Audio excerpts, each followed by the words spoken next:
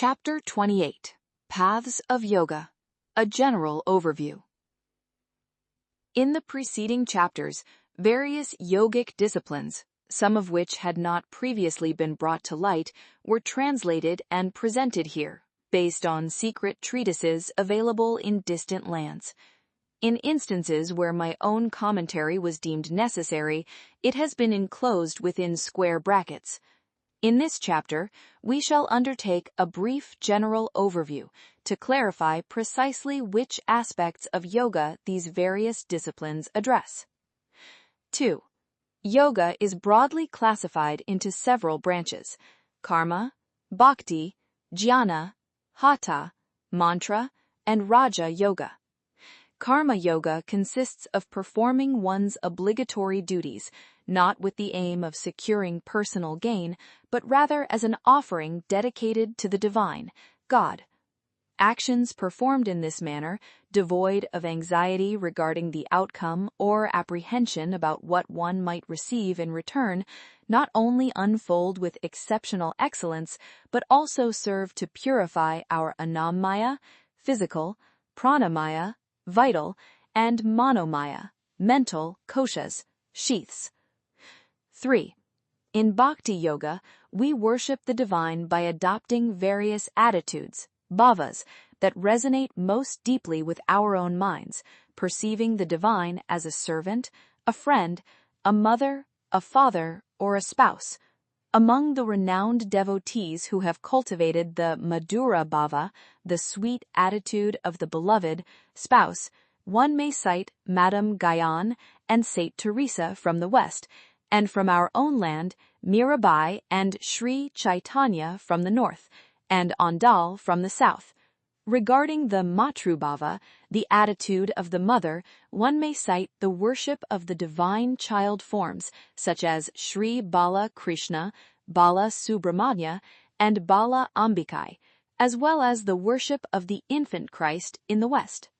A maxim from the teachings of the Siddhars: if one practices devotion with the intensity of a beautiful maiden's love for a secret suitor, or with the urgency of a mother cow rushing towards her calf, one may surely attain mukti, or liberation, is a statement worthy of earnest and reverent contemplation.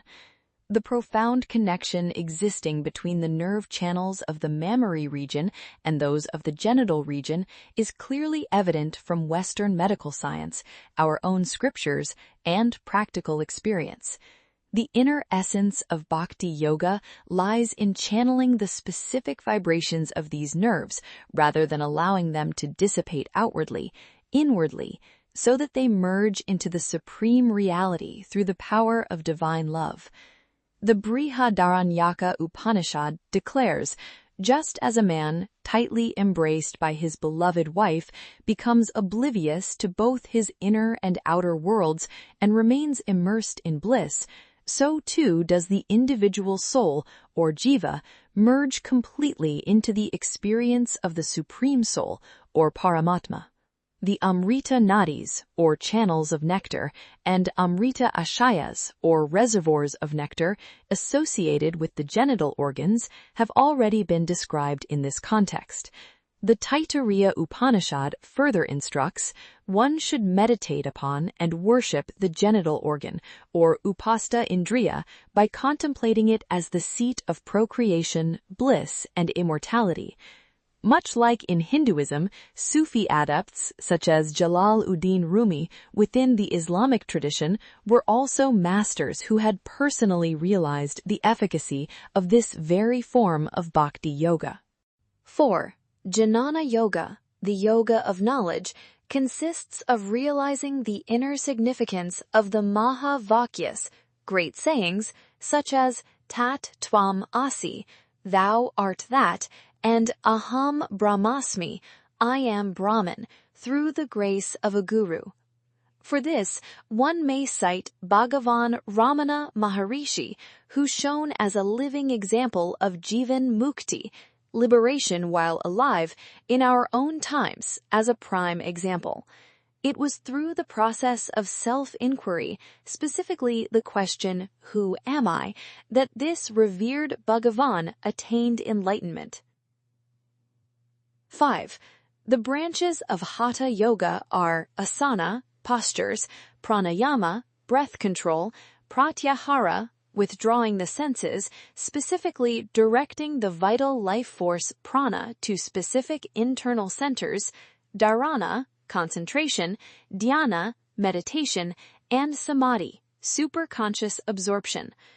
Among these practices, the sadhaka, spiritual aspirant, should independently practice asanas and pranayama without excessive elaboration, primarily for the sake of physical well-being, and then proceed to engage in the higher stages that lead to integration with Raja Yoga. Regarding such a sadhaka, one who has naturally attained proficiency in pratyahara and dharana, the Western poet Wordsworth observes, having attained tranquility with the flow of prana and blood stabilized such that the body appears to be asleep while the soul seems to have awakened to its true life, and with the outer eyes closed by the power of the supreme energy, Parashakti, while the inner eye of wisdom is opened, he perceives the divine play or Atma Lila of the self in all things. 6. In the context of pranayama, I may recount here an incident that occurred in my life some 43 years ago. During the final days of my father's life, he began to instruct me in the practice of pranayama. He gave instructions such as inhale through the left nostril and exhale through the right, then inhale through the right and exhale through the left. Being in my youth, I retorted with the following argument: God has endowed us with 2 nostrils. Surely we should make full use of both to inhale fresh air and exhale impure air. Furthermore, our lungs are situated in the chest. How then is it possible to direct the breath all the way down to the big toe of the foot and thereby practice pratyahara? It seems quite bizarre. My father, without displaying the slightest anger toward me, offered his blessings and replied, "The Shastras, scriptural sciences, can never be false. When the appropriate time arrives, you will come to realize this truth for yourself." Subsequently, after many years of studying scriptural texts and serving wise elders, I have now come to realize, at least to some extent, that my father's instruction was indeed correct. Western science confirms that although the lungs are situated in the chest, the vital air, pranavayu, travels through the bloodstream, ensuring that every single organ, down to the big toe, and indeed every individual cell within the body, actively participates in the process of respiration. It is certain that through such sustained inquiry, delving into the interplay of right and left, antecedent and consequent perspectives, and the cycles of day and night, we will gain a profound understanding of the inner significance of the rhythmic dissolutions, layas, that ceaselessly alternate within both the macrocosm, Brahmanda, and the microcosm, Pindanda.